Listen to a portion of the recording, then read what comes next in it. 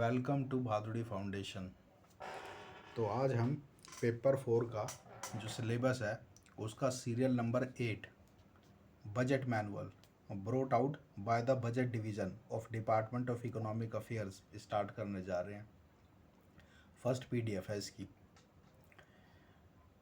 और ये introductory lecture है ऑन द बजट मैनुअल। ये जो ऊपर मैंने नंबर लिखा हुआ है इसको ध्यान से देखना। AAO civil exam 2022 paper 4 syllabus PDF serial number 1/8 का मतलब है कि सिलेबस में सीरियल नंबर 8 है और पीडीएफ इसकी फर्स्ट है और 134 बीएफसी ये मेरी अपनी कोडिंग है। तो आपको सारी पीडीएफ कलेक्ट करनी है। ये सीरियल नंबर 8 में जितनी भी पीडीएफ आएगी 1 2 3 ऐसे चलता रहेगा। तो अब हम स्टार्ट करते हैं लेक्चर और बजट मैनुअल पे।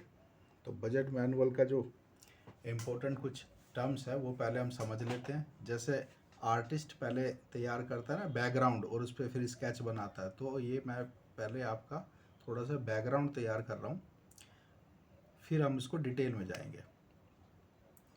तो फर्स्ट कॉन्सेप्ट है हमारी annual financial statement, popularly known as budget. इसका नाम बजट है, कॉन्स्टिट्यूशन में है एनुअल फाइनेंशियल स्टेटमेंट और पॉपुलरली मतलब आम बोलचाल की भाषा में इसको बजट बोलते हैं। क्वेश्चन में आ सकता है इसका नाम कि बजट का नाम बताओ, एनुअल फाइनेंशियल स्टेटमेंट या कैसे भी vice versa. Means the statement of estimated receipt and expenditure. तो एस्टिमेटेड रिसीट एंड एक्सपेंडिचर होता है किसका, सेंट्रल गवर्नमेंट का, for each financial year laid before the parliament. Financial year आप सबको पता है, वो तो मैं बताऊंगा नहीं कब से कब तक होता है। Laid before the parliament, parliament के सामने पेश होता है एनुअल फाइनेंशियल स्टेटमेंट। अब आ गए हम एप्रोप्रिएशन पे। एप्रोप्रिएशन का मतलब मैंने पहले बता दिया था पिछली वीडियो में, एक्सपेंडिचर। जहाँ भी एप्रोप्रिएशन वर्ड दिखे उसको एक्सपेंडिचर पढ़ना। Means the amount authorised by the parliament, parliament ने जिसको अथराइज कर दिया उस एक्सपेंडिचर को, under different primary unit of appropriation, under different heads. Part दे रहा हूँ, placed at the disposal of the disbursing officer, और डिस्पोजल पे हो गया एग्जीक्यूटिव के। अब एग्जीक्यूटिव उसको खर्च कर सकता है क्योंकि पार्लियामेंट की अप्रूवल मिल गई है। डिस्बर्सिंग ऑफिसर हमारे ऑफिसों में डीडीओ होते हैं, वो सबसे मिनिमम लेवल का एग्जीक्यूटिव ऑफिसर है, ठीक है। वैसे एग्जीक्यूटिव से मतलब government in power. Appropriation accounts are accounts prepared by the CGA for each grant of appropriation. तो एप्रोप्रिएशन अकाउंट हमारा सीजीए ऑफिस बनाता है। Next budget. Budget is the statement of estimated receipt and expenditure of the central government as per its policy for each financial year and placed before the parliament। तो budget हर साल हर financial year में estimated receipt and expenditure को parliament के सामने central government रखती है, इसी को बजट बोलते हैं। Appropriation charged means sums required to meet charge expenditure. Expenditure दो तरीके के होते हैं, पता होगा आप लोगों को, चार्ज और वोटेड, ठीक है। चार्ज एक्सपेंडिचर वो जिन पे पार्लियामेंट में वोट नहीं हो सकती, वोटेड एक्सपेंडिचर वो that are subject to vote in the parliament. तो चार्ज एक्सपेंडिचर की बात कर रहे हैं, as specified in the constitution during the financial year. The charge expenditure और charged on the consolidated fund of India means such expenditure as is not to be submitted to the vote of the parliament under the provisions of the constitution. तो constitution में ऐसा provisions ही नहीं है कि charge expenditure पे हम vote कराएं। Consolidated fund of India important, under article 266(1) of the constitution all revenue of the union government loan raised bye it, जो रेवेन्यू आया यूनियन गवर्नमेंट को और जो गवर्नमेंट ने लोन लिया, and all one is received in repayment of loan, और जो हमने लोन दे रखा था किसी को उसकी repayment I, from form part of consolidated fund called consolidated fund of India, and no money out of this fund, important line है, no money out of this fund can be appropriated, can be spent except in accordance with the law।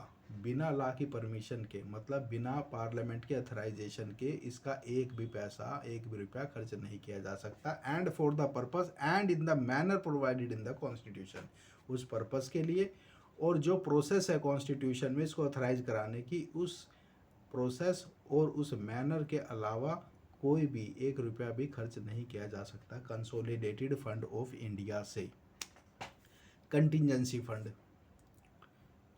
means the contingency fund of India established under the contingency fund of India Act 1950। याद करना है, ये contingency fund of India Act 1950 है। in terms of article 267(1) of the constitution, ये याद करना article इसका contingency fund का important है। तो contingency fund is in the nature of an impressed, एक impressed टाइप का है, तो इसमें पार्लियामेंट की वोटिंग नहीं होती, एग्जीक्यूटिव के डिस्पोजल पे होता है ये। The corpus of which is 500 at percent.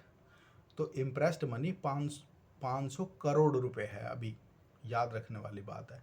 The contingency fund is intended to provide advance to the executive government. तो एग्जीक्यूटिव को एक एडवांस दिया गया है टू मीट अनफोर्सिन एक्सपेंडिचर, कि कोई अनफोर्सिन एक्सपेंडिचर, एमरजेंसी में कोई एक्सपेंडिचर करना पड़ जाए तो ये इम्प्रेस्ड में से कर ले 500 करोड़ में से। Arising in force of year pending it's authorisation bye the parliament. तो उसकी जो भी स्पेंडिंग हुई है उसकी अथोराइजेशन पेंडिंग रह जाती है, पार्लियामेंट से उसको अप्रूव करा के उसको वापस 500 करोड़ करना होता है। The amount drawn from the contingency fund after the parliament approves it through the supplementary demand ला के उसको रिकूप कर देते हैं। तो ये है कंटिजेंसी फंड ऑफ इंडिया, ठीक है, contingency fund of India. Next है CJ. CJ is a principal account adviser है गवर्नमेंट का, यूनियन गवर्नमेंट को, government of India, and is responsible for establishing and maintaining technical and sound management accounting system. बहुत important line है।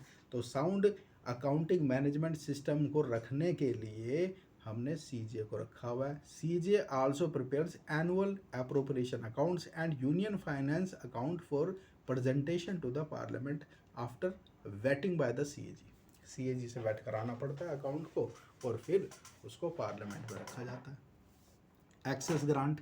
Excess grant means the amount of expenditure over and above the provision allowed. जितना expenditure allowed था, provision था, उससे ज़्यादा expenditure करना है। जो भी originally supplementary grant that requires authorization by obtaining excess grant from the parliament. तो एक्सेस ग्रांट के लिए पार्लियामेंट से अप्रूवल ली जाती है under article 115 of the constitution. New service. Article 115(1)(a of the constitution, new service means expenditure arising out of a new policy. New policy decision हुआ है कोई, उसके लिए एक्सपेंडिचर करना है तो उसको न्यू सर्विस बोलते हैं। Not brought to the notice of the parliament. Parliament के नोटिस में पहले नहीं लाई गई थी, including a new activity for a new form of investment. दूसरा है new instrument of service, means relatively large expenditure arising out of important expansion of an existing activity. Activity पहले से एग्जिस्ट करती है लेकिन उसका एक्सपेंशन हो गया है तो हमें नया एक्सपेंडिचर का प्रोविज़न चाहिए, उसको बोलते हैं न्यू इंस्ट्रूमेंट ऑफ सर्विस। मतलब इस हेड में हम एक्सपेंडिचर को अप्रूव कराएंगे। नेक्स्ट है outcome budget. Outcome, result budget is a policy document prepared and presented annually to the parliament reflecting the purpose and objective। हमें उस बजट का पर्पस और ऑब्जेक्टिव एडवांस में बताना होगा, उसको आउटकम बजट बोलते हैं। For which fund for provision the cost of various program पहले बताने होंगे, and activities proposed for achieving these objective. तो ये हो गया आउटकम बजट। Public accounts.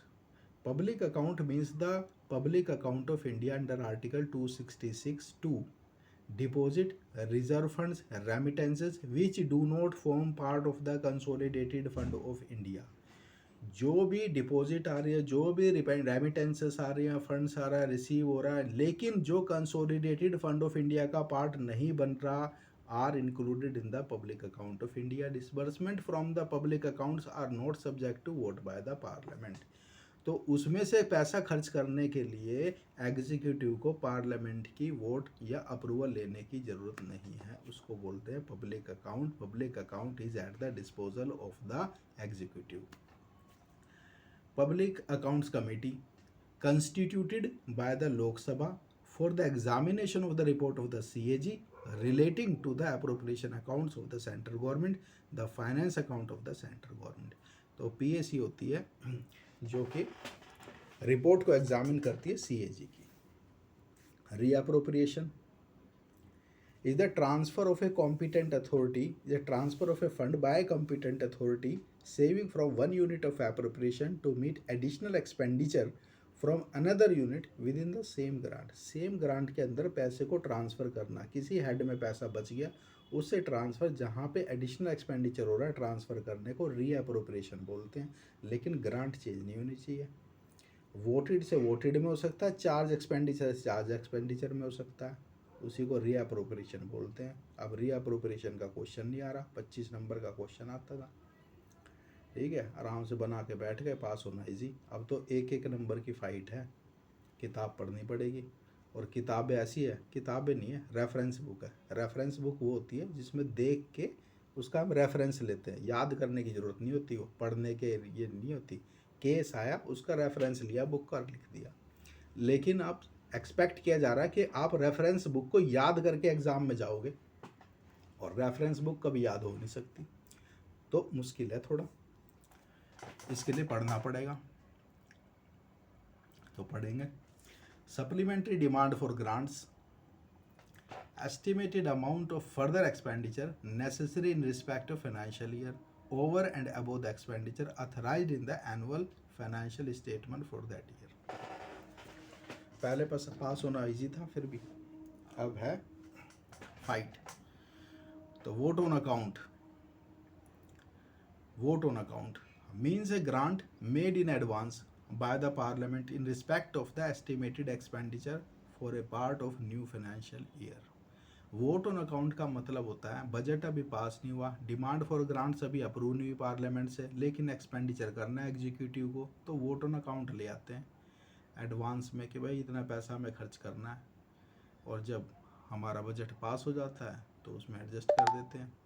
तो means a grant made in advance by the parliament in respect of the estimated expenditure for a part of new financial year pending the completion of the procedure complete नहीं हुआ अभी budget का, to the voting of the demand for grants अभी voting होनी है, and the passing of the appropriation act. तो उससे पहले एक्सपेंडिचर करने के लिए हमें वोट ऑन अकाउंट लाना पड़ता है. Voted expenditure means expenditure which is subject to the vote of the Lok Sabha. It is to be distinct from the charge expenditure. अलग है चार्ज एक्सपेंडिचर से voted expenditure, which is not subject to voting even though they can be discussed in the parliament. यहीं से question बनेगा कि charge expenditure पे voting हो सकती है, नहीं, सबको पता है जी चार्ज एक्सपेंडिचर पे वोटिंग नहीं होती.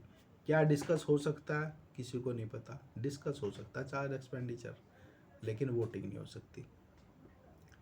तो आज की क्लास हम यहीं पे कंक्लूड करते हैं. Budget manual we have just started. ठीक है, in subsequent videos we would go into the deep of budget manual.